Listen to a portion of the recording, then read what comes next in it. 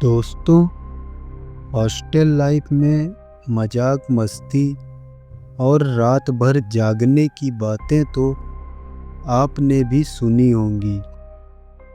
लेकिन अगर मैं कहूँ, एक हॉस्टल ऐसा भी था जहाँ एक कमरा था जो हमेशा बंद रहता था, जिसका नंबर था 407।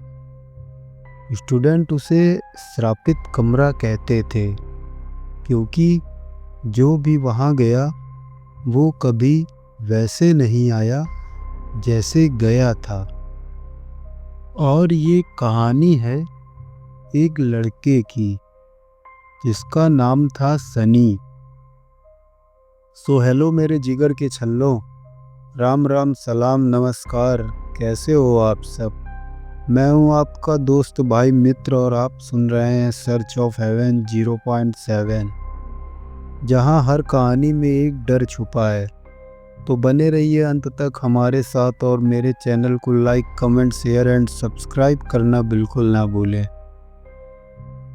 सनी एक नॉर्मल स्टूडेंट नहीं था। उसका एक अजीब शौक था, लूसिड ड्रीम और एस्ट्रल ट्रैवल। मीन्स अपने सपने में या सूक्ष्म शरीर से ब्रह्मांड का भ्रमण करना। उसे लगता था इंसान अपने स्थूल शरीर को छोड़कर सूक्ष्म रूप में दुनिया देख सकता है। पर उसके दोस्त हमेशा सनी की हंसी उड़ाते और बोलते, पागल है तू, ये सब किताबों में अच्छा लगता है, असल जिंदगी में नहीं। सनी कहता, जब तक खुद ट्राई ना करूं कैसे मान जाऊं कि आत्मा शरीर से अलग हो सकती है या नहीं। एक दिन उसने हॉस्टल के एक पुराने गार्ड से सुना कि बेटा, रूम नंबर 407 से दूर ही रहना। उस कमरे में एक तांत्रिक रहता था जो आत्मा और शरीर अलग करने का प्रयोग करता था। वहीं से श्राप शुरू हुआ था। लेकिन जहाँ सब डर जाते हैं, वहाँ सनी और क्यूरियस हो गया। उसने फैसला किया, आज से मैं इसी कमरे में रहूँगा, देखता हूँ असली सच क्या है।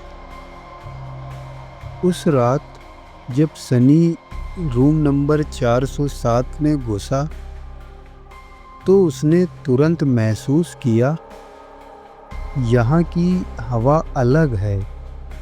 कमरा पुराना था, लकड़ी की दीवारें सड़ी हुई और एक अजीब सी बदबू, जैसे जलते हुए तेल और मिट्टी में मिला खून।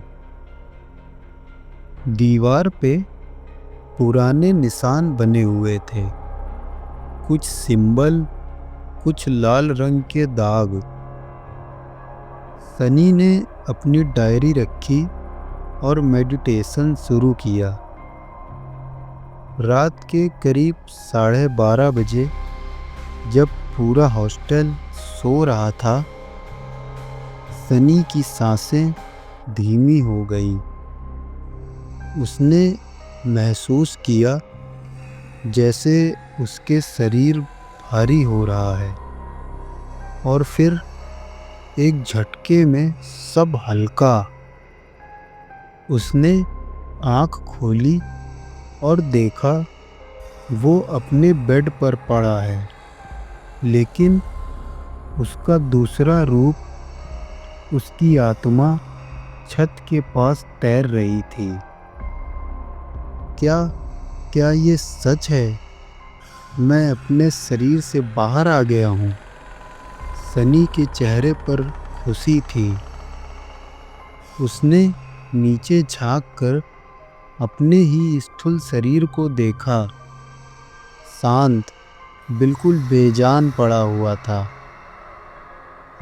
लेकिन खुशी ज़्यादा देर तक नहीं रही।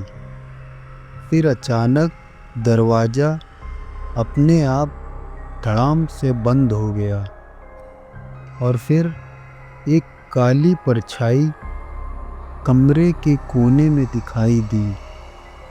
उसका कोई चेहरा नहीं था, बस अंधेरा, जैसे हवा में जलती हुई राख का धुआं।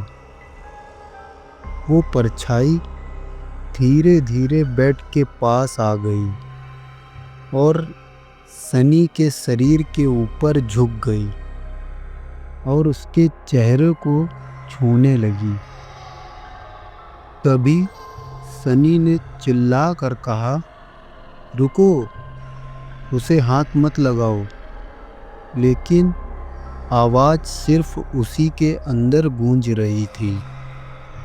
और फिर वो परछाई धीरे धीरे सनी के चेहरे को अपनाने लगी। उसके हाथ पैर, पूरा शरीर, सब कुछ सनी जैसा हो गया। अब रूम नंबर 407 में 2 सनी थे। एक असली, जो छत पर आत्मा बनकर तैर रहा था। दूसरा उसका डुप्लीकेट, जो बेड के शरीर पर कब्जा करके उठ बैठा था। डुप्लीकेट की जब आंखें खुली तो वो बिल्कुल काली थी।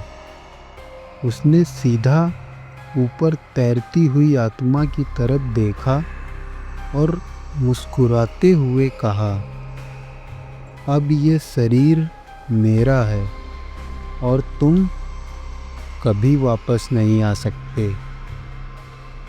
रूम में एकदम से हवा तेज हो गई। खिड़की अपने आप खुल गई। डुप्लीकेट सनी बेड से उठकर चलने लगा और असली सनी छत पर चिपक गया, वापस जाने की कोशिश करता हुआ। और तभी एक जोर का धमाका हुआ। पूरा कमरा अंधेरे में डूब गया। अगली सुबह स्टूडेंट ने देखा सनी बिल्कुल नॉर्मल है। क्लास गया है, कैंटीन में भी गया है, सब कुछ ठीक लग रहा था। पर एक दोस्त ने उसे ध्यान से देखा तो उसकी आंखें पूरी काली थी।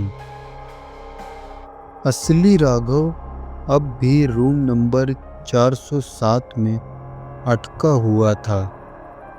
तो दोस्तों, यही था हमारा एपिसोड फर्स्ट। कैसा लगा आपको कमेंट में बताएं। मैं बहुत जल्द ही एपिसोड 2 रिलीज़ कर दूंगा, लेकिन उसके लिए प्लीज़ आप सब मेरे चैनल सर्च ऑफ हेवन 0.7 को सब्सक्राइब ज़रूर करें। धन्यवाद।